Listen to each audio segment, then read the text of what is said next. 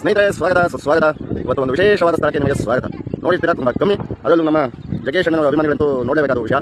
ನಮ್ಮ ಜಗೇಶ್ ಅಣ್ಣವರಿಗೆ ರಾಯರು ಅವರು ಇಲ್ಲಿಗೆ ಯಾವತ್ತು ಬಂದರು, ಅವ್ರಿಗೆ ರಾಯರು ಹೊಂದಿದ್ದೇವೆ, ರಾಜ ಆಶೀರ್ವಾದ ಪ್ರೀತಿ ಎಷ್ಟಿತ್ತು ಅನ್ನೋದು ನಿಮ್ಮ ಮುಂದೆ ತೆರೆದಿರ್ತೀನಿ. ನೋಡಿ ನಿಮ್ಮ ಅಭಿಪ್ರಾಯಗಳು ಹೇಳಿ. ಇಂಥ ಒಂದು ಪುಣ್ಯಕ್ಷೇತ್ರದಲ್ಲಿ ಅವ್ರ ಹೆಸರು ನದಿಯೊಳಗೂ ಅಜರಾಮರ ಉಳಿತರು. ಆ ಥರ ಒಂದು ಜಾಗ ನಿಮಗೆ ತೋರಿಸ್ತೀನಿ. ವಿಶೇಷವಾದ ಜಾಗ ಸ್ನೇಹಿತರೆ. ಜೀವನ ಸಂಗಾತಿನ ಒಳ್ಳೆಯ ಉಳಿಕೆ ಹುಡುಕಿದ್ರೆ ಜೀವನ ಪರ್ಯಂತ ಅವರು ನಮ್ಮ ಜೊತೆಗೆ ಇರಬೇಕು ಅಂತ ಜಗೇಶ್ ಅವರು ಒಂದು ಮಾತು ಹೇಳ್ತಿದ್ರು.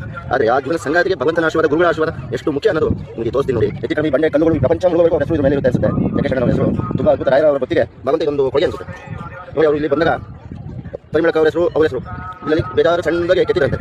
ಮತ್ತು ಎಷ್ಟು ವರ್ಷಗಳಾದು ಸ್ನೇಹಿತರೆ. ನೋಡಿ, ಹಾಗೆ ಉಳಿದ್ರೆ ಸುಮ್ಮನೆ ಎಲ್ಲವೂ ಹಾಗೆ ಉಳಿಯಕ್ಕೆ ಸಾಧ್ಯ ಇಲ್ಲ. ಭಗವಂತನ ಆಶೀರ್ವಾದ ಇರಬೇಕು. ಅವ್ರ ಬಗ್ಗೆ ಅಹಂಕಾರ ಹಾಗೆ ಹೀಗೆ ಅಂತಾರೆ. ಅವ್ರನ್ನ ಹತ್ತಿರದಿಂದ ನೋಡಿದ್ರೆ ಮಾತ್ರ ಸಾಧ್ಯ. ಅವ್ರ ಬಗ್ಗೆ ತಿಳಿಯಲ್ಲ. ನಾನು 2-3 ಸರಿ ನೋಡಿದ್ದೀನಿ ಸ್ನೇಹಿತರೆ. ಹಾಗಾಗಿ ಅವ್ರ ಬಗ್ಗೆ ಈ ಒಂದೆರಡು ತಿಳಿದಷ್ಟು ನನ್ನ ಅರಿವಿಗೆ ಬಂದಷ್ಟು ನಾನು ಮಾತು ಹೇಳಲ್ಲ. ಯಾಕೆಂದರೆ ಇದು ಹೆಚ್ಚು ಕಡಿಮೆ ನದಿ ಈ ಪ್ರಪಂಚ ಇರೋ ತನಕ ಇರುತ್ತೆ ಅನ್ಸುತ್ತೆ. ನೋಡಿ, ಎಷ್ಟು ಸುಂದರವಾಗಿ ಕೂತು ಭಗವಂತನೇ ಕೈ ಕೆತ್ತಿಸಿದ್ರೆ ನಾನು ಏನು ಗೊತ್ತಿ ನಮ್ಮ ರಾಯಭಕ್ತರು ರಾಜ ಕಡೆ ಜಗೇಶ್ ಬರ್ತಾಯಿದ್ರೆ ನಮ್ಮ ಮುಖದಲ್ಲಿ ಒಂದು ಕಡೆ ಇರುತ್ತೆ ಕಂಡು ಸನ್ನಿಧಾನಕ್ಕೆ. ಸುಮ್ಮನೆ ಯಾರು ಏನೋ ಮಾತಾಡ್ತಾರೆ, ನಾನು ಕೇಳಿದ್ದೀನಿ. ಅವ್ರಿಗಿಂತ ಭಕ್ತಿದ್ದಾರೆ ಹಾಗೆ ಅಂತ ನಮ್ಮ ಮುಖದಲ್ಲಿ ರಾಯರು ಒಪ್ಪಿದ್ದಾರೆ ಕಂಡು. ಇವತ್ತು ಜೀವನದಲ್ಲಿ ಇಷ್ಟು ಸಕ್ಸಸ್, ಇಷ್ಟು ಒಳ್ಳೆಯದು ಎಲ್ಲ ಸಿಕ್ಕಿಲ್ಲ. ಸುಮ್ಮನೆ ಅಲ್ಲ. ನೋಡಿ, ನಮ್ಮ ಗರಣ ನಾನು 2 ಸರಿ ಒಂದು ಮಂತ್ರಾಲಯದಲ್ಲಿ ನೋಡಿದ್ದೀನಿ. ಆದ್ದರಿಂದ ನಾನು ಈ ಮಾತು ಹೇಳ್ತೀನಿ. ನೋಡಿ ಒಪ್ಪಿರೋದಕ್ಕೆ ನಮ್ಮ ರಾಯರು ಇಂಥ ಒಂದು ಗೌರವ ಕೊಟ್ಟಿದ್ದಾರೆ. ಇಷ್ಟೇ ನನ್ನ ಮಾತು ಮುಂದೆ ನೋಡಿ. ಕುತೂಹಲಕಾರಿಯಾಗಿ ನಿಮ್ಮ ಮುಂದೆ ಬರ್ತೀನಿ. ಜೈ ಶ್ರೀರಾಮ್, ಜೈ ಜಗನ್ನಾಥ್.